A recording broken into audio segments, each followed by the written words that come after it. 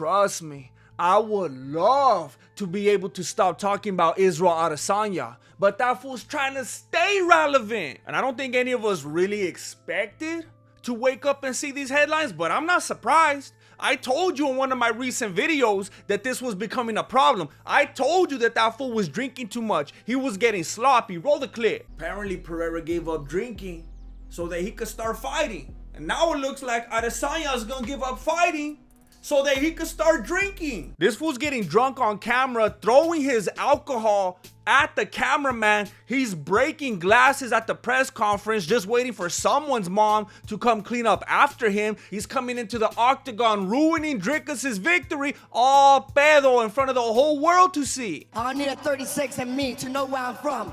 You don't even...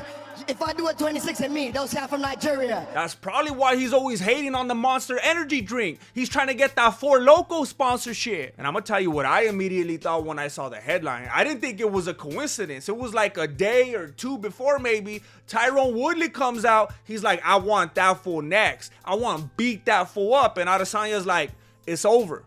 I'm on that Jake Paul trajectory. I'm getting called out by fools that Jake Paul beat not once, but twice. So I was like, he went full Hank Williams, it's over. And then I found out that this happened even before the Strickland fight. Even before he got called out by Tyrone Woodley. This fool was already dealing with something. Apparently this was 3 weeks before the fight with Sean Strickland. This was during training camp. This fool really wants to be John Jones. John Jones is over here on the pixie sticks and Fun Dip, if you know what I'm saying, and he's still rocking fools. Adesanya's over here barely going over the legal limit, and he can't hang with Strickland. This is the same thing that happened to Conor McGregor. He was on that come up, and then when he lost to Diaz, that's when he started getting a little bit crazy. A lot of people think it was just the money, and the money changed him / allowed him to reveal who he really was all along. But I think at least partly, at least mostly, it was when he started losing. Because at first he had that whole thing, I'm winning, I'm great. Maybe I'm gonna be one of the best ever. I'm so exciting to watch, I can't lose. And then he lost.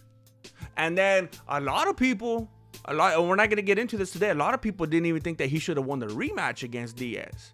And then he loses to Mayweather, which people should have known he was gonna lose, but that still allowed some people to like kind of dropped their stock with him. And then he lost to Khabib, and then the way he won against Cerrone is like, wait, what was going on here? And then so it's like the more things that came against him professionally, the more ways that he started to look like a mere mortal, the ways that he started to look human, and he kind of lost that path that he was on to begin with. He's like, I gotta fill this in with some other stuff. I gotta find ways to stay relevant. I gotta find ways to stay excited. And it's just like back in the day when we were watching the WWF. Most of the time, the stuff that we were into and entertained by didn't even happen in the ring. It's when Stone Cold Steve Austin was doing all this stuff to Vince McMahon, and you see fools like doing stuff to each other's cars in the parking lot, and Stone Cold shows up at the hospital and beats up Vince McMahon when he's in the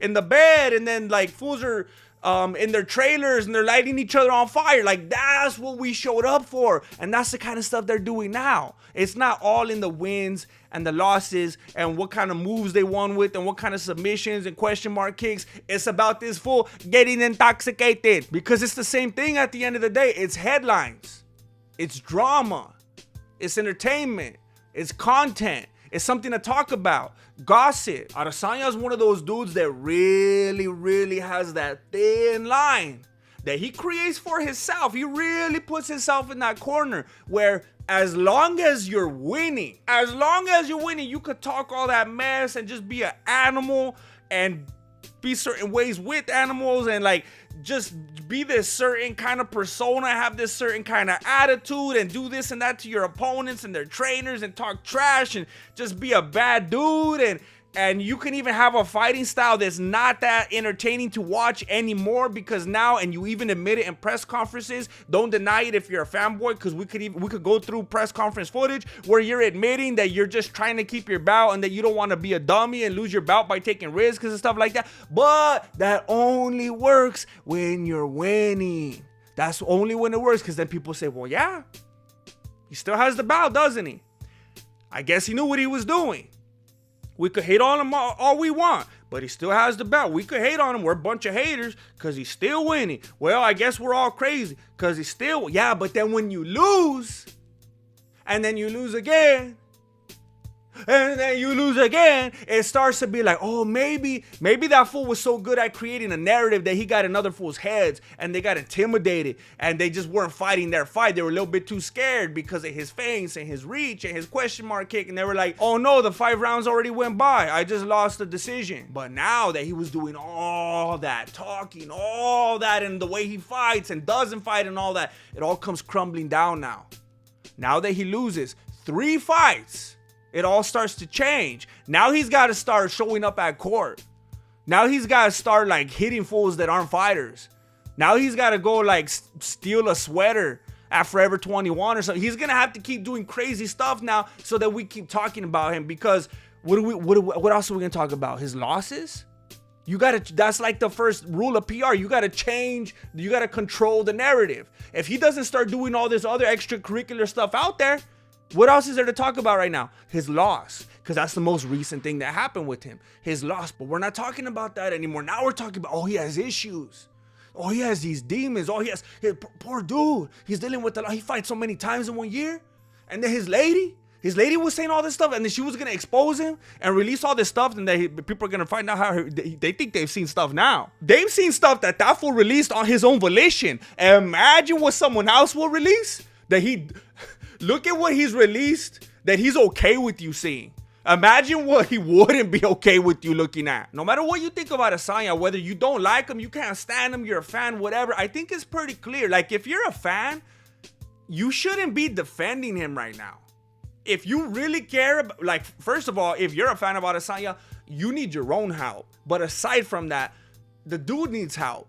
You shouldn't be making excuses for him. Adesanya is clearly dealing with something.